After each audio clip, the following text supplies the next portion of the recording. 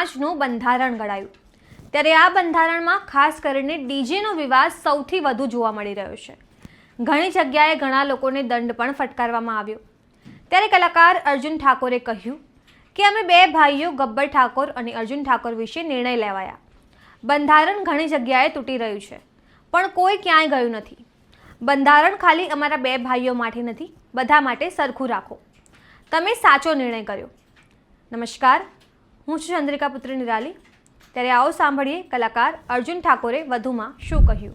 નમસ્કાર બધાને, જય સદારામ બાપા, જય ઠાકોર સમાજ. મિત્રો, વિડીયો આખો જોજો. તમને વિડીયોમાં શું લાગે છે પછી તમે તમારી રીતે કોમેન્ટ કરજો.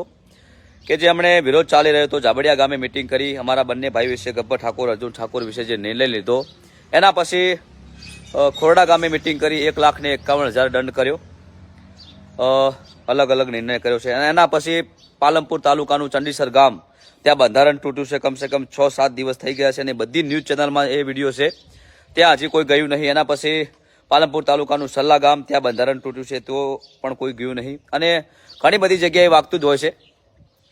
તો અમારું કહેવું એવું છે કે બંધારણ અમારા ફક્ત બંને ભાઈ માટે, એક બે વ્યક્તિ માટે નથી બનેલું. બંધારણ બધા માટે સરખું રાખો. મિત્રો, તમારું શું કહેવું થાય છે વિડીયોમાં કોમેન્ટ કરીને જણાવજો.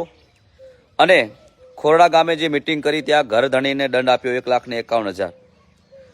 તો જાબડિયા ગામની અંદર પણ ઘર ધણીને દંડ આપો.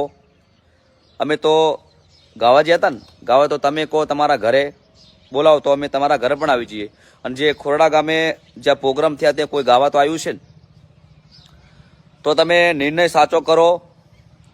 અને એમાંથી 90% પબ્લિકને ખબર છે કે કોણ સાચું છે અને કોણ ખોટું છે. પણ અમુક જે 10% પબ્લિક છે એમને કેવું લાગે છે કે ગબ્બર ઠાકોર અર્જુન ઠાકોર સમાજની માફી માગવા તૈયાર નહીં. તો એવું કોને કીધું?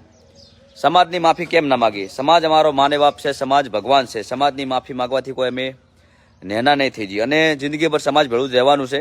પણ તમે પહેલાં સાચો નિર્ણય કરો. બધી જગ્યાએ અલગ અલગ તમે નિર્ણય કરો છો. એકને તમે સમાજ બહાર મોકલી દો છો, બીજાને સમાજ અંદર રાખો છો. બીજી જગ્યાએ બંધારણ તૂટે તો જાતા નહીં. તો બધા મિત્રોનું શું કહેવું થાય છે ખાલી કોમેન્ટ કરજો. અને વિડીયો ગમે તો શેર કરી દેજો. અને તમારું શું કહેવું થાય છે, તમારો વિચાર શું કહેશે થાય ખાલી કોમેન્ટમાં લખજો. કોણ સાચું છે અને કોણ ખોટું છે. બધાને જય બાપારી, જય રામાધણી, જય અખતમાં. તો જેમ તમે અર્જુન ઠાકોરની વાત સાંભળી, તમે અર્જુન ઠાકોરની વાતથી કેટલા સહેમત છો, શું વિચારો છો, કમેન્ટ કરીને જણાવો. અત્યાર માટે બસ આટલું જ. સમાચારને લગતી વધુ અપડેટ્સ માટે અમારી વેબસાઇટ www.gujaratplus.in પર પણ માહિતી મેળવી શકો છો. ધન્યવાદ.